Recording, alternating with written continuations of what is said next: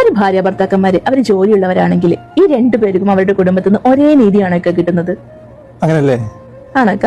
ഞാൻ ചോദിക്കട്ടെ, ഒരു ഭർത്താവ് അവന്റെ ജോലി കഴിഞ്ഞ് വന്നു കഴിഞ്ഞാല് അവന് പോയി റെസ്റ്റ് എടുക്കാം. പക്ഷെ ഒരു ഭാര്യക്ക് എത്ര ദിവസം റെസ്റ്റ് എടുക്കാൻ കഴിയുക? ഒന്നവള് ക്ഷീണിതയായിട്ട് വന്നിട്ടുണ്ടെങ്കിൽ 1-2 ദിവസം അവൾ പോയി കിടന്നു കഴിഞ്ഞാൽ കുഴപ്പമുണ്ടല്ലോ. 3-ാമത്തെ ദിവസം മുതലുണ്ടല്ലോ ആ കിടന്നതിന് കുറ്റമായിരിക്കും, കണ്ണു മുതൽ കാണേണ്ടി വരിക. ഭർത്താവിന് അങ്ങനെയല്ല, അവൻ ക്ഷീണിതാണ് കിടന്നോട്ടെ എന്ന് പറയുന്നതായിരിക്കും കുടുംബക്കാര്, അല്ലെ?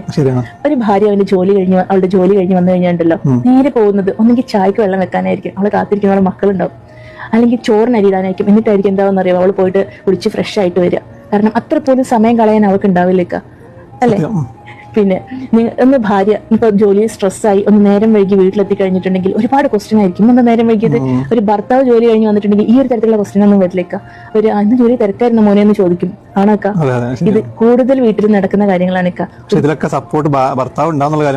ഭർത്താവ് ഉണ്ടെങ്കിലും കുടുംബത്തിന് സപ്പോർട്ട് കുറവായിരിക്കും. ഇനി ഭർത്താവ് നമ്മളെ സപ്പോർട്ട് ചെയ്ത് ജോലിയിലൊക്കെ ഒന്ന് ഹെൽപ്പ് ചെയ്ത് നിൽക്കുവാണെങ്കിൽ അവന് വിളിക്കുന്ന പേരും കിട്ടുക പെൺകോന്തൻ.